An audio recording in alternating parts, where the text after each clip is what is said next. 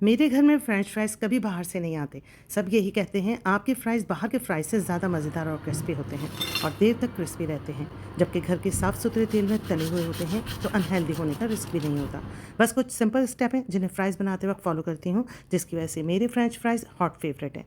थोड़ी सी तवज्जो से देख लेंगे तो आपके फ्राइज़ भी परफेक्ट बनेंगे। स्टेप बाय स्टेप बताऊंगी। कुक विद आयशा पे नए हो तो सब्सक्राइब कर लीजिएगा, रेसिपी अच्छी लगे तो लाइक कर दीजिएगा। फटाफट से रेसिपी स्टार्ट करते हैं। बिस्मिल्लाहिर्रहमानिर्रहीम। सबसे इम्पॉर्टेंट चीज़ जो है वो है आलू, जो कि हमें बिल्कुल फीका यानी कम स्टार्च वाला चाहिए।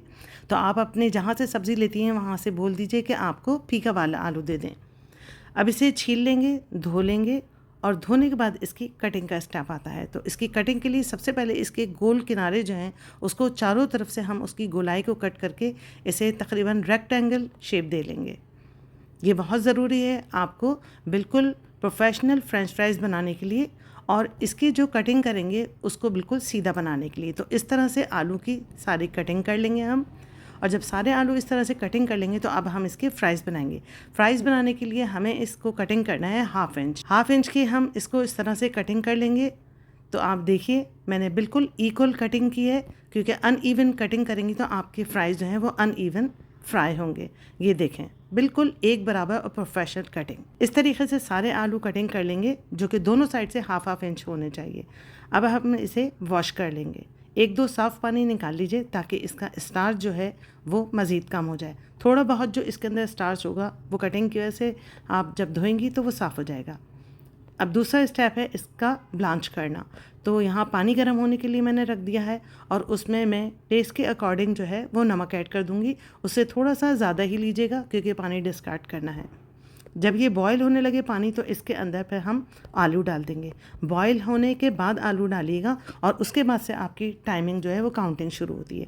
तो पूरा 2 मिनट हमें आलू को बॉईल करना है। 2 मिनट से ज़्यादा बॉईल नहीं कीजिएगा वरना फ्रेंच फ्राइज़ टूटे हुए बनेंगे। बस जैसे ही 2 मिनट हो जाएँ तो इन्हें आप छान लीजिए और उसके बाद अब हम इसे कोल्ड बाथ देंगे, यानी बहुत ठंडा चिल्ड पानी लिया है फिर भी मैंने उसके अंदर आइस क्यूब्स डाल दिए हैं और उसके अंदर छने हुए ये फ्रेंच फ्राइज़ जो है वो डिप कर देंगे और इतनी देर डिप करके रखेंगे कि फ़्राइज़ बिल्कुल ठंडे हो जाए, यानी इसका कुकिंग प्रोसेस जो है वो रुक जाना चाहिए। हर स्टेप का एक मकसद है और आप किसी भी स्टेप को अगर मिस कर देंगी तो आपके फ़्राइज़ बिल्कुल भी ऐसे नहीं बनेंगे। अब किसी साफ़ कपड़े के ऊपर हम निकाल लेंगे या टिश्यू पे, किचन टॉवल पे निकाल लीजिए और टिश्यू की मदद से एक्सेस जो मॉइस्चर है इसका वो ड्राई कर लीजिए। इन तमाम स्टेप्स का मतलब इसका स्टार्च कम से कम करना और इसको क्रिस्पियर बनाना है।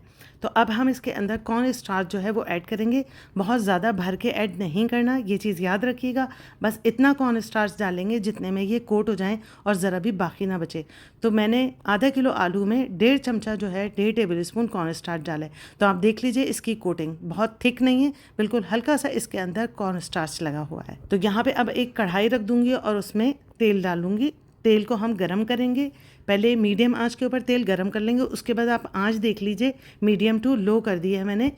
इसका जो एक और इम्पॉर्टेंट स्टेप है वो इसकी कुकिंग प्रोसेस है, यानी इसकी आंच और इसका टेम्परेचर ज़्यादा करके और उसके बाद आंच कम करेंगे और कम आंच में पूरा थॉरली इसको हम कुक करेंगे। जब हम इसके अंदर फ्रेंच फ्राइज़ डाल देंगे तो फिर हम इसे टच नहीं करेंगे 2 से 3 मिनट तक, जब तक कि इसके ऊपर एक कोटिंग नहीं आ जाती।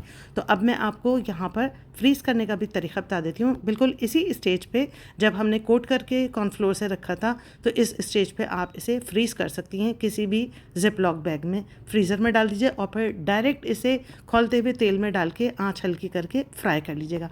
आप ये देख सकती हैं मेरा प्याला बिल्कुल साफ़ है, इसमें ज़रा सा भी एक्सेस आपको कॉर्न स्टार्च नज़र नहीं आ रहा। तो अब हमारी यहाँ पे एक लेयर जो हुए कुक हो चुकी है। तो अब हम इसके अंदर चमचा चला सकते हैं, इसे हल्के हल्के हाथों से अलग करेंगे जो चिपक गए हैं। तो यहाँ पे आप देख सकती हैं बिल्कुल प्रोफेशनल हमारे बाहर जैसे फ्रेंच फ्राइज़ जो है वो तैयार हो रहे हैं। इसी हल्की आंच पे इसे हमें हिलाते हुए इस तरीके से 7 से 8 मिनट तक कुक करना है और हल्की आंच पे कुक करने की वजह से ही ये देर तक क्रिस्पी रहेंगे और इसकी आउटर लेयर जो है वो क्रिस्पियर होगी।